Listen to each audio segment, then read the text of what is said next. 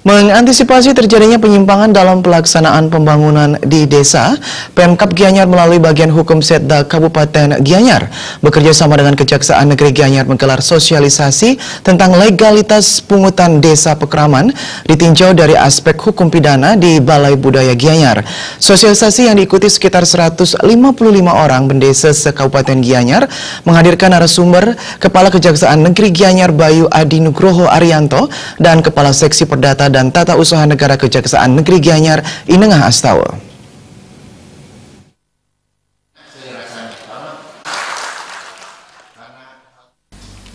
Bupati Gianyar Ana Agung Gede Agung Barata saat membuka sosialisasi tersebut mengucapkan terima kasih kepada pihak Kejaksaan Negeri Gianyar karena telah membantu memberikan pemahaman kepada para bendesa sehingga mereka tenang dalam menjalankan tugasnya. Bagi para bendesa, Bupati Agung Barata berpesan agar benar-benar memanfaatkan kesempatan ini untuk bertanya seluas-luasnya dan menghindari hal-hal yang tidak diinginkan yang berkaitan dengan tindak pidana. Sementara Kepala Kejaksaan Negeri Gianyar sebagai pembicara pertama memaparkan, saat ini pihak Kejaksaan memang tengah gencar-gencarnya mengadakan sosialisasi ke masyarakat sebagai suatu upaya pencegahan sebelum terkena kasus pidana. Bayu Adi Nugroho Arianto mengatakan, para bendesa diharapkan memahami tugasnya dan wawasan yang diperoleh dalam sosialisasi dapat dijadikan tuntunan sehingga nyaman dalam melaksanakan tugas pelayanan di masyarakat.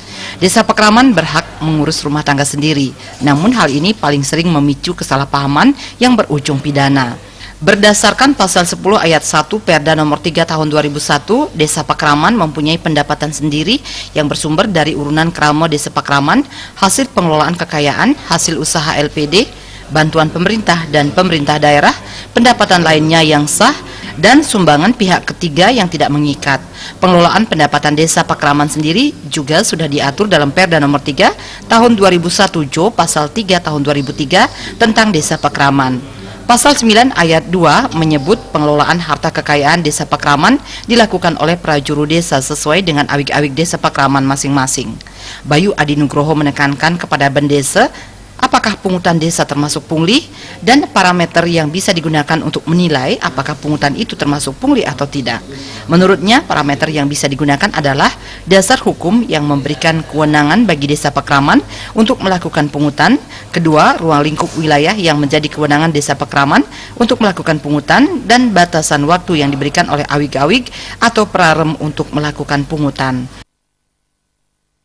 Humas Gianyar melaporkan.